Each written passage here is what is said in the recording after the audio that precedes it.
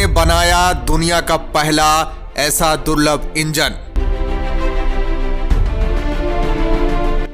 जिसका कहीं नहीं मिलेगा जोड़। इस इंजन में ऐसा क्या खास है जो नासा को भी बना दिया है इसरो का मोहताज। एलन मस्क को भी नहीं हुआ नसीब।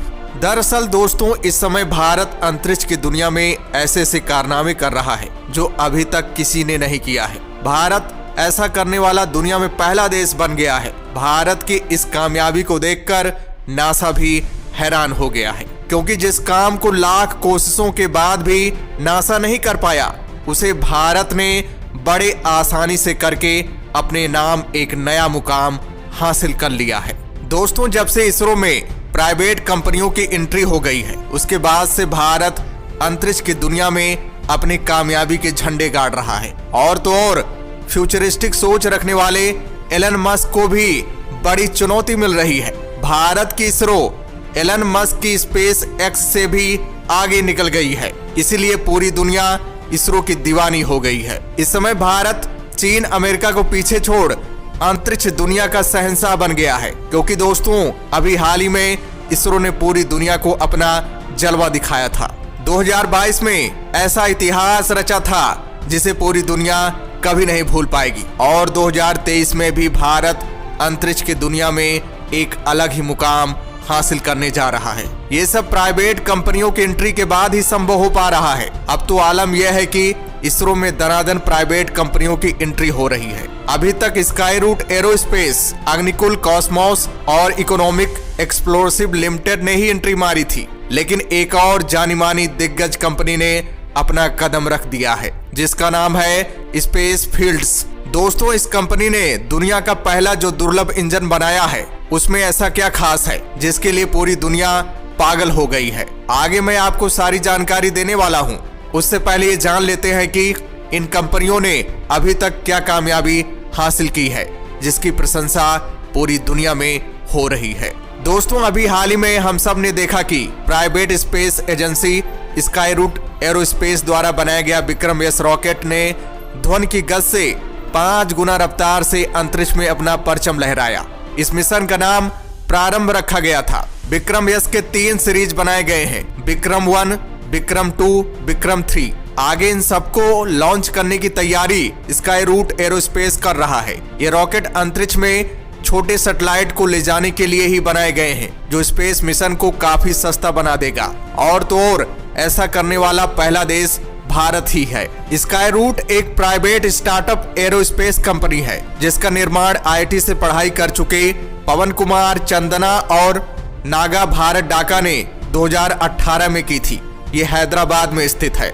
जैसे ही स्काई रूट एरोस्पेस की छोटे सैटेलाइट लॉन्चिंग के मामले में अंतरराष्ट्रीय बाजार में धाक बढ़ी, वैसे ही एक और प्राइवेट कंपनी अग्निकुल कॉस्मोस भी कूद पड़ी और स्काई रूट की प्रतिद्वंदी बनकर सामने खड़ी हो गई। और तो और ये कैसे पीछे रह सकती है, इसने भी अपना जलवा दिखाया और दुनिया का पहला single piece 3D printed cryogenic engine Agnilet बना डाला, जिसकी टेक्नोलॉजी देने से रूस ने मना कर दिया था अमेरिका के कहने पर। अमेरिका को डर था कि कहीं भारत इसका इस्तेमाल हाइपरसोनिक मिसाइल बनाने में न कर ले।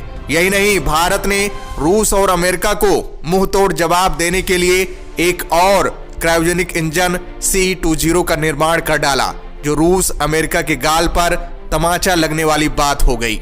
इसी क्रायोजेनिक इंजन CE-20 का इस्तेमाल बाहुबली रॉकेट LBM-3 में किया जाएगा, जो इंसानों को लेकर अंतरिक्ष में अपनी उड़ान भरेगा, यानी गगनयान मिशन लेकर जाएगा। और आपको बता दें कि अग्निकुल कॉस्मोस एक और पावरफुल रॉकेट बना रहा है, जिसका नाम है अग्निबाण। और इस रॉकेट को गति देने के लिए इसमें अग्निलेट को लगाया जाएगा, ताकि ये रॉकेट 100 से 300 किलोग्राम तक का पेलोड को धरती से ऑर्बिट यानी 700 किलोमीटर तक ले जाने में सक्षम हो सके। अग्निकुल कॉस्मोस एक भारतीय स्टार्टअप है, जिसकी स्थापना श्रीनाथ रविचंद्रन और मोइन SPM द्वारा साल 2017 में किया गया था। अग्निकुल कॉस्मोस छोटे सैटेलाइट लॉन्च व्हीकल बनाने पर काम कर रहा है। और यही नहीं, भारत ने अपने स्पेस सेक्टर को और ताकतवर बनाने के लिए एक संस्था का गठन कर डाला है, जिसका नाम है इन स्पेस। जिसका पूरा नाम है Indian National Space Promotion and Authorisation Centre, और जिसे अहमदाबाद में बनाया गया है। इस संस्था का मुख्य काम यह है कि भारत सरकार का अपना एक अंतरिक्ष विभाग है। इन स्पेस उस विभाग की एक नोडल एजेंसी है। इस एजेंसी के पास स्पेस प्रोजेक्ट से जुड़ी कई जिम्मेदारियां रहेंगी, जैसे देश की प्राइवेट कंपनियों को भारतीय अंतरिक्ष इंफ्रास्ट्रक्चर का प्रयोग करने के लिए समान अवसर देना। अगर देश की कोई प्राइवेट कंपनी अंतरिक्ष से जुड़ा कोई प्रोजेक्ट शुरू करना चाहती है तो इन स्पेस नोडल एजेंसी उसे परमिशन से लेकर जरूरी मौजूदा सुविधाओं की अनुमति देने का काम करेगी। यानी ये एजेंसी सिंगल विंडो की तरह काम करेगी। दोस्तों, अब स्पेस फील्ड्स द्वारा बनाए गए दुर्लभ इंजन के बारे में जान लेते हैं। दरअसल दोस्तों, स्पेस फील्ड्स ने दुनिया का पहला दुर्लभ इंजन बनाया है, जिसका नाम है एरोस्पाइक इंजन। ये एक अलग ही तरह का रॉकेट इंजन है जिसको भारत में बनाया गया है। सबसे खुशी की बात तो यह है कि इसरो और डीआरडीओ ने नहीं, बल्कि पहली बार किसी प्राइवेट स्टार्टअप ने इसे बनाकर तैयार किया है। दरअसल दोस्तों, दुनिया भर की space agency low cost satellite launch vehicle पर काम कर रही हैं, और इस रेस में इसरो का SSLV भी शामिल है। लेकिन स्काई रूट एरोस्पेस और अग्निकुल कॉस्मोस के लॉन्च व्हीकल एक ही प्रिंसिपल पर काम करते हैं। दरअसल इन सभी भारतीय प्राइवेट कंपनियों के इंजन के नोजल बेल शेप्ड होते हैं।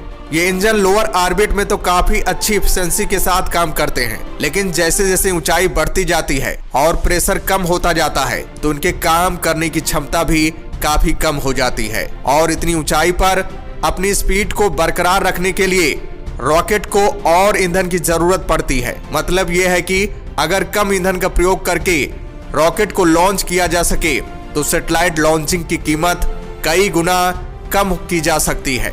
और ये काम भारतीय स्टार्टअप कंपनी स्पेस फील्ड्स ने अपने नए इंजन के साथ करके दिखा दिया है। स्पेस फील्ड्स ने अभी हाल ही में अपने एरोस्पाइक इंजन की testing Indian institute of science Bengaluru की फैसिलिटी में सफलतापूर्वक कंप्लीट किया है। इस एरोस्पाइक इंजन की खास बात यह है कि लोअर और हायर एल्टीट्यूड पर यह इंजन सेम एफिशिएंसी के साथ काम कर सकता है, और मौजूदा टेक्नोलॉजी के मामले में इस टेक्नोलॉजी में काफी कम ईंधन जलाने की जरूरत पड़ती है। एक बात और आपको बता दें कि स्पेस फील्ड्स आने वाले समय में अपने 3 रॉकेट लॉन्च कर सकती है, जिनका नाम है गरुड़ा, पवनहंस और एरावत। और तो और स्पेस फील्ड्स इससे पहले भी 3 सॉलिड रॉकेट इंजन डेवलप कर चुकी है, जिनकी मैन्युफैक्चरिंग एरोस्पेस ग्रेड के टाइटेनियम, एल्यूमिनियम और स्टील से किया गया है। यही नहीं, ये भारतीय startup EMA based thrust vector भी डेवलप कर चुकी है, जिसका इस्तेमाल स्पेस रॉकेट की दिशा कंट्रोल करने के लिए किया जाता है। और तो और इस टेक्नोलॉजी का इस्तेमाल एयरक्राफ्ट को ज्यादा गतिशीलता देने में भी होता है। आपको बता दें कि एयरक्राफ्ट थ्रस्ट वेक्टर कंट्रोल फिलहाल दुनिया के कुछ ही देशों के पास है, और भारत की स्वदेशी एमका में भी थ्रस्ट वेक्टरिंग का इस्तेमाल किया जाएगा। लेकिन अभी इसकी पूरी जानकारी नहीं मिल पाई है कि इसमें इस टेक्नोलॉजी के इंपोर्टेड वर्जन का इस्तेमाल होगा या फिर इसे स्वदेशी तकनीक की मदद से डेवलप किया जाएगा। $350 बिलियन की स्पेस मार्केट में अब भारत काफी तेजी से अपनी जगह बनाना चाहता है, और यही वजह है कि भारत के प्राइवेट सेक्टर को भी इसरो की ताकत बढ़ाने के लिए आमंत्रित किया गया है। यूनाइटेड स्टेट्स के अलावा यूरोपीय space agency satellite launch market का एक बड़ा हिस्सा अपने पास लेकर बैठी है, और भारत भी इस कोशिश में है कि बड़े देशों से किसी तरह इस मार्केट का एक बड़ा हिस्सा ले लिया जाए, क्योंकि अभी तक इसरो अकेले ही स्पेस सेक्टर में सैटेलाइट लॉन्च करने के लिए जिम्मेदार थी, और तो और इससे काफी कम लॉन्चिंग भी हमें हर साल देखने को मिलते थे। लेकिन अब आने वाले 2-3 सालों में प्राइवेट कंपनियां भी सैटेलाइट लॉन्च करने में लग जाएंगी। फिर लगभग हर महीने भारत की जमीन से दनादन सैटेलाइट लॉन्च होने लगेगी। तो दोस्तों, हमें भारतीय वैज्ञानिकों पर गर्व करना चाहिए। तो दोस्तों, वीडियो पर ज्यादा लाइक दीजिएगा और वीडियो को शेयर कीजिएगा। तो दोस्तों, जय हिंद, जय भारत।